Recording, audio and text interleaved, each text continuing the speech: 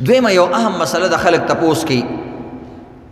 بعضې کسان وي هغوی سجده کوي په سجدې کې خپې اوچتوي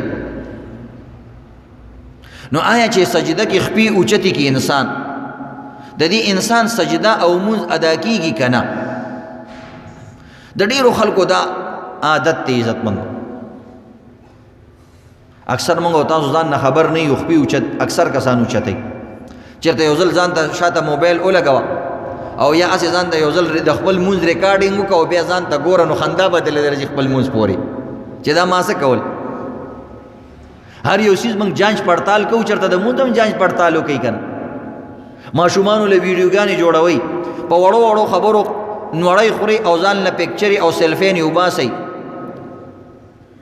او د وړوکي وړوکي څیز عزتمندو ریکارډینګونه کوئ چېرته د مونځ ریکارډینګ ځان له په دې مقصد باندې وکړه چې زما مونځ څنګه دی صحیح دی که نه موږ بل پورې خاندو دا څنګه مونځ کوي چېرته خپل مونځ هم وګوره دا یاد لرئ عزتمندو په سجده کې نبی علیه الصلاة والسلام وی ما ته حکم شوی دی چې په سجده کې اووه ځایونه لګول لازم دي ما ته وی حکم شوی دی یو سر لګول نو په سر کې تندې او پوزه راځي دواړه لاسونه لګول نو دا درې شو او دوه ګوتنیو سره لګول دا پنځه شو او دوه خپې لګول د خپو ګوتې لګول دا اووه شو اووه ځایونه ما په سجده کې لګې چې صحیح سجده کې بعضې کسان خپې اوچتوي علماو لیکلي دي چې کم انسان بعض وخت کې موږ تاسو ته دلایل نه بیانوي ځکه تاسو عوام یې اکثر عوام خلک اوري نو هغوی ته خلاصه د مسلې چې بیان شي نو هغوی ته فایده وشي نو د دې وجې نه موږ تاسو ته خلاصه مسله بیانو ځکه که هغه عربي عبارتونه تاسو ته ذکر شي نو د هغې عوامو ته څه فایده نه وي او نور هم هغوی هغه مسله کې ګډ وډ شي چې هغه مسله څه وه نو بهرحال عزتمندو سجده کې پوره سجده کې کم از کم د یو سبحان الله په مقدار باندې خپې لګول لازم دي که یو انسان مکمل سجده وکړي او په مکمل سجده کې د دې خپې د ځمکې نه بره وي یو ګوتې هم په ځمکه نه ده لګولې نو د دا سجده نه ده ادا شوې نو بیا به څه کوي سجده به بیا کوي یو او که سجده یې بې ځایه وکړه نو بیا به سجده سهو هم کوي ځکه بې ځایه وکړه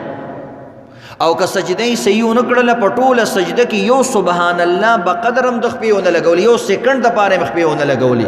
د ده سجده ادا نه شوه چې سجده یې ادا نه شوه نو د ده مونځ ادا نه شو نو که وروسته ورته رایاد شو نو دوباره به یې مونځ کوي هسې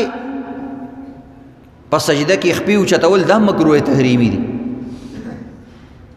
مکروه تحریمي حرام ته نږدې او بعض عالمان لیکلي دي چې کوم انسان په سجده کې هسې خپې اوچتې کړي په کار دا دی چې دوباره مونځ وکړي خو نه توسع پکې شته چې یو انسان خپې مکمل په سجده کې اوچتې کړي یعنی یو سیکنډ له یو ګوته مو نه لګوله نو بس بیا سجده نه شوې که یو ګوتې هم لګولي دوه ګوتې هم لګولي نو مونځ هغه ثوابونه خو د دپاره نشته ځکه خلاف آداب مونځ کوي خلاف سنت مونځ کوي پوره سجدې کې خپې لګول سنت طریقه ده پیغمبري طریقه ده نو د پیغمبر د طریقې نه د خلاف مونځ وکړو البته که ګوته دې لګولې وي نو زه ستا مونځ هغه فرض ادا شو دوباره مونځ پکې نشته دې وجې نه بعضې کسان زیاتی کوي لږ شان خپه د هغه اوچتې شوي مونځ دې نه دی شوی ها مونځ یې خلاف سنت دی خو مونځ یې ادا شوی دی نو عزتمندو سجدې کې خپې لګول پکار دي ښځو له پکار وي سړي له پکار وي چې دا ګوتې راماتې کړي او ښځو له پکار وي چې ښي طرف ته خپې ویستې وي هغې کې هم کوشش کول پکار وي ښځو له چې دا ګوتې داسې راماتې کړي وي چې قبلې ته سیده وي